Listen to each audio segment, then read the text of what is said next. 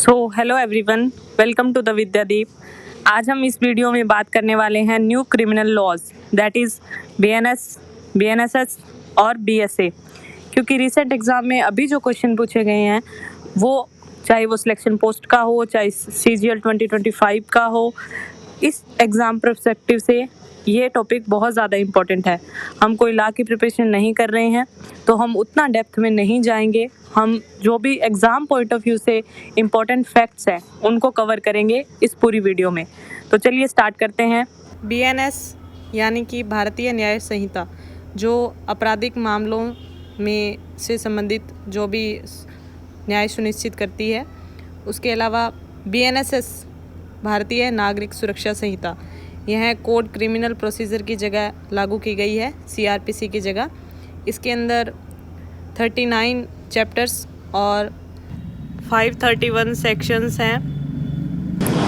IPC को replace किया है बीएनएस ने, सीआरपीसी को रिप्लेस किया है बीएनएसएस ने, और एविडेंस एक्ट जो साक्ष्य अधिनियम 1872 है उसको रिप्लेस किया है भारतीय साक्ष्य अधिनियम 2023 ने। आगे हम इसके अंदर जो भी अधिनियम ऐड किए गए हैं उनकी बात करेंगे। भारतीय साक्ष्य अधिनियम के अंदर मेन फोकस किया गया है जो डिजिटल साक्ष्य हैं उनका सहारा लेकर न्याय सुनिश्चित किया जाए। जो भी एविडेंस है, इलेक्ट्रॉनिक जो डाटा है उसका सहारा लेकर जो जांच है वो अच्छे से की जाए। इसके अंदर फोरेंसिक रिपोर्ट को भी ध्यान में रखा गया है। भारतीय नागरिक सुरक्षा संहिता में डिजिटल जांच की प्रक्रिया को वैधता दी गई है। जो भी अगर प्रूफ है, वीडियो रिकॉर्डिंग का प्रूफ है, चाहे वो डिजिटल साक्ष्य है, किसी भी तरीके की ऑडियो रिकॉर्डिंग है या ईएफआईआर की सुविधा भी दी गई है। सर्च के दौरान जो भी वीडियो रिकॉर्डिंग है वो अनिवार्य कर दी गई है कि अगर आपका कोई भी पुलिस प्रक्रिया चल रही है तो उसके अंदर आपको वीडियो रिकॉर्डिंग जो है वो कंपलसरी है। आरोपी को जो भी अधिकार है और उसकी प्रक्रिया में जो भी है वो बदलाव किए गए हैं ताकि किसी भी निर्दोष को सजा ना मिले। इसके अलावा भारतीय न्याय संहिता जो है उसने जो आईपीसी को रिप्लेस किया है 1860 को, उसके अंदर मॉब लिंचिंग जो भीड़ द्वारा हत्या कर दी जाती है उसको, या संगठित अपराध, आतंकवाद जैसे अपराधों के लिए भी अलग से जो सजा का प्रावधान किया गया है। आगे हम बात करेंगे जो एफआईआर में सुधार किए गए हैं या पीड़ितों के जो अधिकार दिए गए हैं उनके बारे में। एफआईआर में ईएफआईआर, जीरो एफआईआर की सुविधा दी गई है जिसके माध्यम से जो एफआईआर है वो आप ऑनलाइन दर्ज करा सकते हैं पुलिस स्टेशन पर जाए बिना, और आप अपनी लैंग्वेज में, किसी भी लैंग्वेज के अगर आप हो तो आप एफआईआर दर्ज करा सकते हैं। प्रोसीजर जो इम्प्रूवमेंट है उसमें क्या किया गया है कि जो तलाशी और जब्ती है उसके दौरान वीडियो रिकॉर्डिंग जो है वो कंपलसरी कर दी गई है। उसके बिना जो चार्जशीट है वो आपकी वैध नहीं मानी जाएगी। 7 वर्ष या उससे अधिक की सज़ा वाले अपराधों में फोरेंसिक जांच जो है वो कंपलसरी कर दी गई है। कुछ मामलों में जो पुलिस मेडिकल एग्जामिनेशन है उसका भी रिक्वेस्ट कर सकती है। विक्टिम्स को भी कुछ राइट्स दिए गए हैं ताकि उनकी जान को भी कोई खतरा ना हो। हर राज्य में विटनेस प्रोटेक्शन स्कीम लागू की जाएगी। इसके बाद हम इम्पॉर्टेंट फैक्ट्स कवर करने वाले हैं। बीएनएसएस के अंदर 531 धाराएं हैं, बीएनएस के अंदर 358 धाराएं हैं। बीएसए भारतीय साक्ष्य कानून 1 जुलाई 2024 से लागू हुआ है। जीरो एफआईआर कौन सी धारा में है? बीएनएसएस धारा 173। सर्च वीडियो रिकॉर्डिंग ये धारा 105। फोरेंसिक 7 साल से प्लस सज़ा वाले मामलों में की जाएगी। सेडिटेशन हटाया गया है बीएनएस से। ऑर्गेनाइज्ड क्राइम बीएनएसएस के अंदर ऐड किया गया है। इसके अलावा बीएनएसएस, इसमें आपसे क्वेश्चन पूछा जा सकता है कि बीएनएसएस ने किसका स्थान लिया है? सीआरपीसी 1973 को रिप्लेस किया है। कब से लागू हुआ है? 1 जुलाई 2024 से। बीएनएसएस की किस धारा में जीरो एफआईआर का प्रावधान है? वो है धारा 173।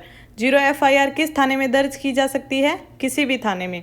बीएनएसएस में ईएफआईआर दर्ज कराने की भी सुविधा दी गई है जो आप ऑनलाइन माध्यम से दर्ज करा सकते हैं। बीएनएसएस की धारा 105 में तलाशी और जब्ती की वीडियो रिकॉर्डिंग का प्रावधान है। बीएनएसएस में इलेक्ट्रॉनिक माध्यम से समन भेजा जा सकता है। बीएनएसएस में चार्जशीट और चार्ज की समय सीमा भी निर्धारित की गई है।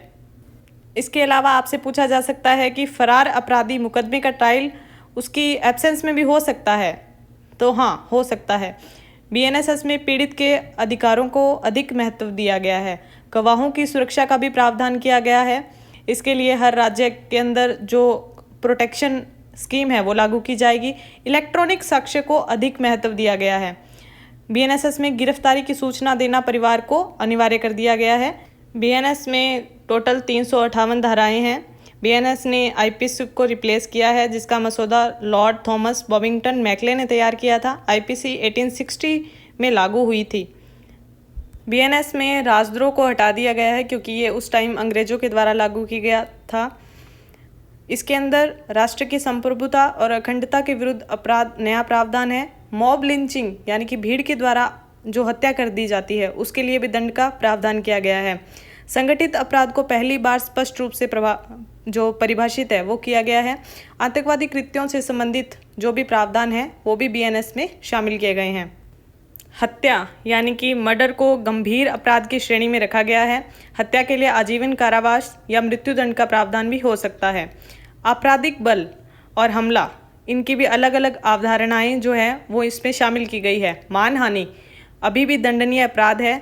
आत्महत्या के लिए उकसाना भी इसके अंदर अपराध की श्रेणी में शामिल किया गया। चोरी चल संपत्ति से संबंधित अपराध की श्रेणी में आता है। डकैती में अगर 5 या उससे अधिक व्यक्ति शामिल होते हैं तो उसको डकैती माना जाएगा। लूट चोरी का ही उग्राही रूप है। आपराधिक विश्वासघात दंडनीय अपराध है। धोखाधड़ी में भी बेईमानी से संपत्ति प्राप्त करना, ये सब शामिल किया गया है। इसके अलावा एग्जाम में आपसे ये क्वेश्चन पूछे जा सकते हैं कि किस कानून को रिप्लेस किया गया है। सीआरपीसी बीएनएसएस से रिप्लेस किया गया है। आईपीसी को बीएनएसएस रिप्लेस किया गया है। एविडेंस एक्ट को बीएसए भारतीय साक्ष्य अधिनियम से रिप्लेस किया गया है। तीनों कानून 1 जुलाई 2024 से लागू हो गए हैं। ये जो भी नए कानून हैं, इनका जो मेन उद्देश्य है तकनीक आधारित न्याय व्यवस्था, ई समन, डिजिटल रिकॉर्डिंग जैसी इनकी प्रमुख विशेषताएं हैं। फोरेंसिक जांच पर भी विशेष जोर दिया गया। महिलाओं और बच्चों से जुड़े अपराधों के लिए फास्ट ट्रैक कोर्ट जैसी चीज़ें हैं वो लागू की गई हैं ताकि उनमें त्वरित जांच का प्रावधान किया जा सके। इसमें आपको क्वेश्चन पूछा जा सकता है कि अपराध से संबंधित कानून कौन सा है। वो बीएनएस है। प्रक्रिया संबंधित बीएनएसएस है। साक्ष्य संबंधित बीएसए है। Zero FIR, forensic investigation, video recording, organised crime, ये सब जो फैक्ट्स हैं वो SSC exam point of view से बहुत ज़्यादा इंपॉर्टेंट है। तो आप अपने एमसीक्यू फॉर्म में इनको रेडी कर सकते हैं। जो भी इंपॉर्टेंट फैक्ट्स थे मैंने इस वीडियो में सारे कवर कर दिए हैं। आई होप आपको समझ में आ गया हो। अब हम बात करने वाले हैं बीएनएसएस में जमानत और रिमांड से संबंधित फैक्ट्स के बारे में। गिरफ्तार व्यक्ति को 24 घंटे के भीतर मजिस्ट्रेट के समक्ष पेश करना कंपलसरी है। 15 दिन के अंदर मजिस्ट्रेट द्वारा दी जाने वाली पुलिस रिमांड अवधि 60 दिन। सामान्य अपराधों में चार्जशीट दाखिल न होने के लिए डिफ़ॉल्ट बेल अधिकार। इसके अलावा 90 दिन जो है वो मृत्युदंड, आजीवन कारावास या 10 वर्ष से अधिक सजा वाले गंभीर अपराधों में चार्जशीट दाखिल न होने पर डिफ़ॉल्ट बेल का अधिकार। इसके अलावा जो भी मैंने इंपॉर्टेंट फैक्ट्स हैं इसके अंदर शेयर कर दिए हैं। Thank you. इसके अलावा आपसे क्वेश्चन पूछे जा सकते हैं जो भी इम्पोर्टेंट एमसीक्यू है। बीएनएसएस में तलाशी की वीडियो रिकॉर्डिंग किस धारा में है? धारा 105। बीएनएसएस में अग्रिम जमानत किस धारा में है? धारा 482। बीएनएसएस में जमानती अपराध की जमानत किस धारा में है? धारा 478। गैर जमानती अपराध की जमानत धारा किस में है? धारा 480। हाई कोर्ट, सेशन कोर्ट की विशेष जमानत शक्ति किस धारा में है? धारा 483। बीएनएसएस में 24 घंटे से अधिक हिरासत से संबंधित धारा है 58। गिरफ्तार व्यक्ति को जमानत के अधिकार की जानकारी किस धारा में है? धारा 47। गिरफ्तार व्यक्ति के परिजन को सूचना देने की धारा 48।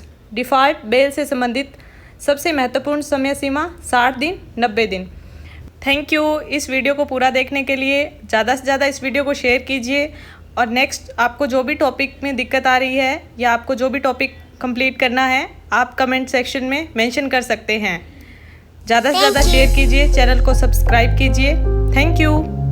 I hope you like it.